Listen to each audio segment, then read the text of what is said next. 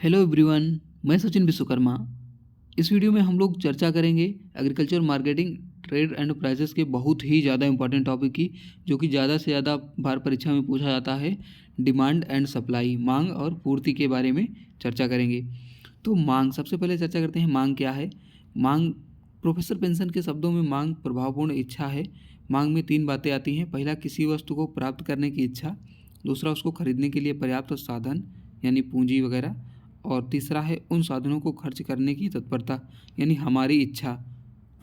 और अब प्रोफेसर मिल के शब्दों में मांग किसी वस्तु की वह मात्रा है जो कि कोई व्यक्ति एक दी गई हुई कीमत पर खरीदने के लिए तैयार होता है।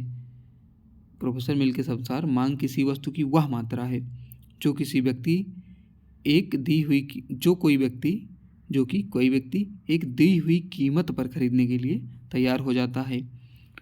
अब मांग और आवश्यकता में अंतर। तो आवश्यकता इच्छा से बनती है, मांग आवश्यकता से बनती है। आवश्यकता मांग के कारण होती है और मांग आवश्यकता के परिणाम होती है। आवश्यकता का कोई मूल्य से कोई संबंध नहीं होता है और मांग का सीधा संबंध होता है। अब फैक्टर अफेक्टिंग डिमांड, ये जो है बहुत ही ज़्यादा इंपॉर्टेंट है। इसमें क्वेश्चन पूछा जाता है कि मांग क्या है, मांग को प्रभावित करने वाले कारकों का या घटक का वर्णन कीजिए। तो मांग को जो प्रभावित करने वाले कारक हैं, पहला है वस्तु की कीमत, दूसरा है मुद्रा की मात्रा में घट बढ़ जाना, और तीसरा है आय में परिवर्तन, चौथा है धन का वितरण, पाँचवा है भविष्य में कीमतों के बढ़ने की संभावना, और छठवां है व्यापार की दशा में परिवर्तन, सातवां है जनसंख्या, आठवां है ऋतु परिवर्तन होना, और नौवां है रुचि, फैशन, संवेदनशीलता आदि में परिवर्तन। इसके बाद टाइप ऑफ डिमांड यानी मांग के प्रकार जो है, तो पहला है कीमत मांग, प्राइस डिमांड, दूसरा है आय, इनकम डिमांड, और तीसरा है प्रति या आड़ी मांग यानी क्रॉस डिमांड। तो कीमत मांग क्या होता है? यदि अन्य बातें समान रहें तो कीमत अथवा मूल्य मांग की किसी वस्तु की उन मात्राओं को बताती है। यदि अन्य बातें समान रहें तो कीमत अथवा मूल्य मांग किसी वस्तु की उन मात्राओं को बताती है जिसे एक उपभोक्ता एक निश्चित समय में विभिन्न कल्पित मूल्यों पर क्रय करने को तैयार होता है। इसके बाद आता है आय मांग। आय मांग क्या है? आय मांग किसी वस्तु या सेवा की उन मात्राओं को बताती है जिन्हें एक उपभोक्ता आय के विभिन्न स्तरों पर एक निश्चित समय में क्रय करता है, यदि अन्य बातें समान रहें। और अगला है प्रति या आड़ी मांग। तो किसी वस्तु की आड़ी मांग उन वस्तुओं की उन मात्राओं को बताती है जो उपभोक्ता एक निश्चित समय में उस वस्तु के मूल्य या आय के समान रहने पर उस विशेष से संबंधित किसी वस्तु के मूल्यों में परिवर्तन होने पर खरीदते हैं। उसे जो है आड़ी मांग के नाम से जाना जाता है।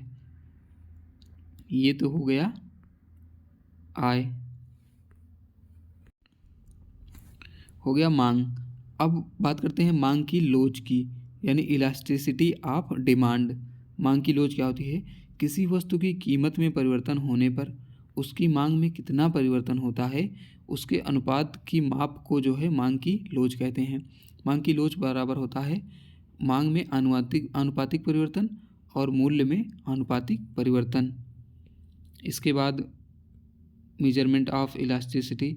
तो पूर्णतया बेलोचदार मांग को हम लोग E=0 और पूर्णतया लोचदार मांग को E=इनफाइनाइट यानी E बराबर अनंत। इकाई लोचदार मांग को मोर देन 1, E=मोर देन 1 यानी एक से अधिक होता है। E मतलब होता है इलास्टिसिटी। और कम लोचदार को मोर देन 1, इकाई लोचदार को 1 और कम लोचदार को मोर देन 1 और अधिक लोचदार को लेस देन 1। अब बात करते हैं मार्केट सप्लाई, बाजार पूर्ति क्या होती है। तो किसी वस्तु की पूर्ति से अभिप्राय वस्तु की उन मात्राओं से है जिन्हें एक विक्रेता विभिन्न कीमतों पर निश्चित समय में बेचने को तैयार रहता है। थॉमस के अनुसार वस्तु की पूर्ति वह मात्रा है जो एक बाजार में किसी निश्चित समय पर विभिन्न कीमतों पर बिकने के लिए प्रस्तुत की जाती है। ये है पूर्ति। और पूर्ति को निर्धारित करने वाले कारक हैं वस्तु की पूर्ति और वस्तु की कीमत, संबंधित वस्तुओं की कीमत, उत्पादन साधन की कीमत, सरकारी नीति, तकनीक, फर्मों की संख्या, फर्म का उद्देश्य, भविष्य में संभावित कीमत, ये सभी जो है पूर्ति को प्रभावित करते हैं। ये हो गया मांग और पूर्ति। नेक्स्ट वीडियो में हम लोग अदर टॉपिक के बारे में चर्चा करेंगे।